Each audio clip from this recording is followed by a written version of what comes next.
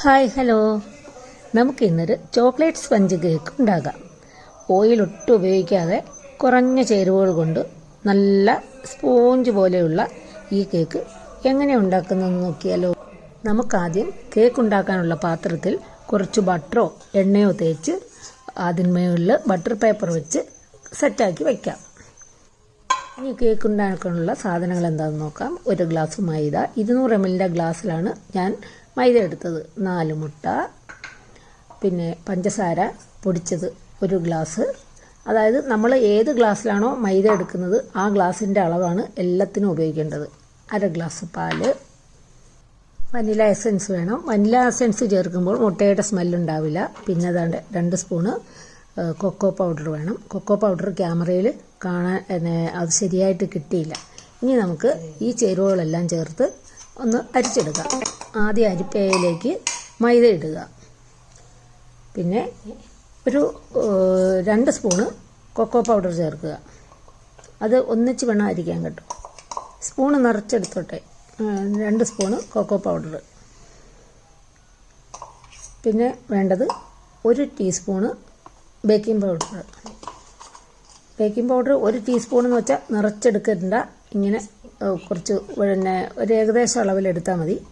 പിന്നെ 1/2 ടീസ്പൂണ് നമ്മുടെ ഈ സോഡ കാർബണേറ്റ് അല്ലേ, അപ്പക്കാരം, അത് 1/2 സ്പൂണ് ഇല്ലെങ്കിലും കുഴപ്പമില്ല. എന്നിട്ട് ഇതെല്ലാം ചേർത്ത് നന്നായിട്ട് അരിച്ച് ഒരു 3-4 പ്രാവശ്യമെങ്കിലും അരിപ്പയിൽ കൂടെ അരിക്കണം. എന്നിട്ട് അതിങ്ങനെ നന്നായിട്ട് മിക്സ് ചെയ്ത് മാറ്റി വയ്ക്കാം. ഈ മിക്സ് ചെയ്ത് അവിടെ ഇരിക്കട്ടെ. ഇനി നമുക്ക് കേക്ക് ബേക്ക് ചെയ്യാനുള്ള പാത്രം ചൂടാക്കാൻ വയ്ക്കാം. ആദ്യം ഞാൻ സ്ഥിരമായിട്ട് ഉപയോഗിക്കുന്നത് ഒരു പഴയ കുക്കറാണ്. കുക്കറിനകത്തേക്ക് ഒരു റിങ് ഇങ്ങനെ ഇറക്കി വയ്ക്കും.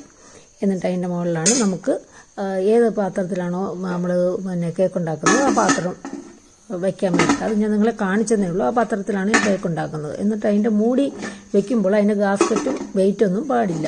എന്നിട്ട് ഇത് നന്നായി അടച്ചു വെച്ച് നന്നായി ചൂടാവാൻ വയ്ക്കുക. ആ സമയം നമുക്ക് മുട്ട ബീറ്റ് ചെയ്യാം. മുട്ട ഞാൻ 4 മുട്ടയാണ് എടുത്തേക്കുന്നത്.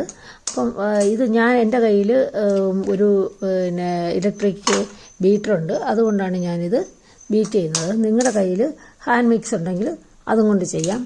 ഞാൻ 1 നുള്ളി ഉപ്പ് ഇപ്പോൾ ചേർക്കുന്നുണ്ട്. അത് വനില എസൻസ് ചേർത്തത് കാണിക്കാൻ പറ്റില്ല. 1/2 ടീസ്പൂണ് വനില എസൻസ് ചേർത്ത് പഞ്ചസാര ഇടയ്ക്കിടയ്ക്ക് ചേർത്ത് കൊടുക്കണം. നമ്മൾ പൊടിച്ച് വെച്ചേക്കുന്ന പഞ്ചസാര ഉണ്ടല്ലോ, അതിങ്ങനെ ഇടയ്ക്കിടയ്ക്ക് ചേർത്തിട്ട്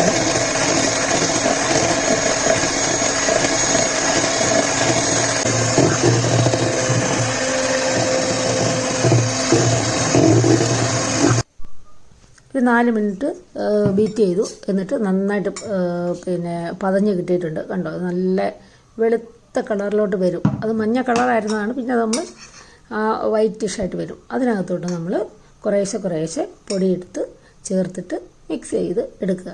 അപ്പം അത് ഇങ്ങനെ പോകാതെ വേണം എടുക്കാൻ. അപ്പം നല്ല അമർത്തി ഇളക്കരുത്. ഇങ്ങനെ സ്പൂൺ കൊണ്ടിട്ട് അതൊക്കെ ഒരു സൈഡിൽ നിന്ന് വേണം ഇങ്ങനെ ഇളക്കണം. കുറേശ്ശെ ആ മാവ്, നമ്മൾ അരിച്ചു വെച്ചേക്കുന്ന മാവ് ചേർക്കുക. അതിങ്ങനെ ഇളക്കിയെടുക്കുക. അത് എത്രയും ആ പദം അടങ്ങാതെ ഇരിക്കുന്നോ അത്രയും സ്പോഞ്ചായിട്ട് നമുക്ക് കേക്ക് കിട്ടും. എന്നാൽ മാവ് നന്നായിട്ട് മിക്സ് ആവുകയും വേണം. നമ്മൾ എടുത്തു വെച്ചേക്കുന്ന പാലുണ്ടല്ലോ, അത് കുറേശ്ശെ ഇത് മിക്സ് ചെയ്യുന്നതിൻ്റെ ഇടയ്ക്ക് ചേർത്ത് കൊടുത്തുകൊണ്ടേ ഇരിക്കണം. ആ പൊങ്ങി വന്ന ആ മുട്ട ഇങ്ങനെ അധികം നമ്മളിങ്ങനെ ഇളക്കിയാൽ അത് താന്നു പോകും. പിന്നെ കണ്ടോ, ഇതുപോലെ മിക്സ് ചെയ്തെടുക്കണം. വല്ലാതിട്ട് ഇളക്കി കളയരുത്. ആ പാൽ ഇടയ്ക്കിടയ്ക്ക് ഒഴിച്ചിട്ടാണല്ലോ നമ്മൾ ഇളക്കിയത്. ഇനി നമുക്ക് തയ്യാറാക്കി വെച്ചേക്കുന്ന ആ പാത്രത്തിലേക്ക് മാവ് ഒഴിക്കാം. ഈ കേക്കിന് മധുരം കുറച്ചും കൂടെയൊക്കെ കൂടുതൽ വേണമെന്നുള്ളവർക്ക് കുറച്ചും കൂടെ മധുരം ചേർക്കാം. എനിക്കിനി ഇത് ഐസിങ് ഒക്കെ ചെയ്യാനുള്ളതാണ്, അതുകൊണ്ട് ഞാൻ അധികം മധുരം ചേർത്തില്ല. വേണ്ട, ഇങ്ങനെ വീഴണം. കണ്ടോ, ഒരു റിബൺ കൺസിസ്റ്റൻസി എന്നാണ് ഇതിന് പറയുന്നത്. ഇത് നന്നായി ഇങ്ങനെ ഒഴിച്ചതിന് ശേഷം നമ്മളൊരു ഈർക്കിൽ വെച്ചിട്ട് അതിനകത്തൊന്ന് ചുറ്റിച്ച് കൊടുത്ത് 10 പ്രാവശ്യം ടാപ്പ് ചെയ്യുകയും വേണം. ഈർക്കിൽ വെച്ച് ചുറ്റിച്ച് കൊടുക്കുന്നത് അതിലെ എയർ ബബിൾസ് എല്ലാം പോകാൻ വേണ്ടിയിട്ടാണ്. ഈ ടാപ്പ് ചെയ്യുന്നതും അതിന് വേണ്ടിയിട്ടാണ്. ഇപ്പം നമ്മുടെ ഓവൻ സെറ്റപ്പൊക്കെ നല്ല ചൂടായിട്ടുണ്ട്. അതിലേക്ക് നമ്മൾ കേക്ക് ടിന്ന് ഇറക്കി വെക്കണം. ഒരു 5 മിനിറ്റ് നല്ല ഹൈ ഫ്ലെയിമിൽ തന്നെ അങ്ങനെ വെക്കണം. അത് കഴിഞ്ഞിട്ട് തീ മീഡിയത്തിലേക്ക് കുറച്ച് പിന്നെ അഡ്ജസ്റ്റ് ചെയ്ത് തീ കൂട്ടിയും കുറച്ചും അങ്ങനെ അഡ്ജസ്റ്റ് ചെയ്ത് വെക്കണം. എനിക്കൊരു 35 മിനിറ്റ് എടുത്ത് കേക്ക് വേകാനായിട്ട്. നിങ്ങളുടെ കേക്കിൻ്റെ വലിപ്പം അനുസരിച്ച് അത് സമയത്തിൽ വ്യത്യാസം വരാം. എന്തായാലും എൻ്റെ കേക്ക് വെന്ത് കഴിഞ്ഞു. ഞാനൊരു ഈർക്കിൽ കൊണ്ട് കുത്തി നോക്കി. നമ്മൾ തൊട്ട് നോക്കുമ്പോഴും വിരലിലൊന്നും പറ്റിയില്ല. അപ്പം അത് കേക്ക് വെന്തെന്ന് മനസ്സിലായി.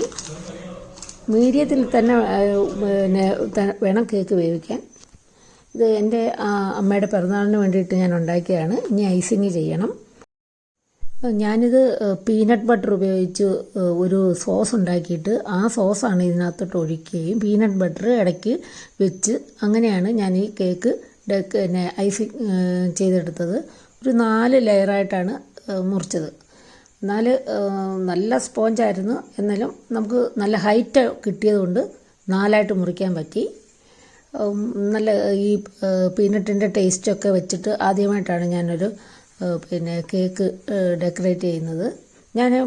ഞങ്ങളുടെ വീട്ടിലെ ബർത്ത്ഡേക്കൊക്കെ ഇങ്ങനെ ഏതെങ്കിലും ഒരു ഫ്ലേവറിൽ ഇങ്ങനെ ഉണ്ടാക്കാറുണ്ട്. വെളിയിൽ നിന്ന് വാങ്ങുന്നത് അപൂർവമാണ്. ഐസിങ് ചെയ്യുന്ന വീഡിയോ ഞാൻ വേറൊരു ദിവസം കാണിക്കാം. നിങ്ങൾക്ക് ഇതുപോലെ നല്ലൊരു സ്പോഞ്ച് കേക്ക് തയ്യാറാക്കി എടുക്കാൻ ഈസി ആയിട്ട് ഉണ്ടാക്കി നോക്കണേ. ഈ വീഡിയോ നിങ്ങൾക്ക് ഇഷ്ടപ്പെട്ടെങ്കിൽ ഒന്ന് ലൈക്ക് ചെയ്യുക, കമൻറ്റ് ചെയ്യുക, ഷെയർ ചെയ്യുക, ഒന്ന് സബ്സ്ക്രൈബ് ചെയ്ത് സപ്പോർട്ട് ചെയ്യണം. Thank you.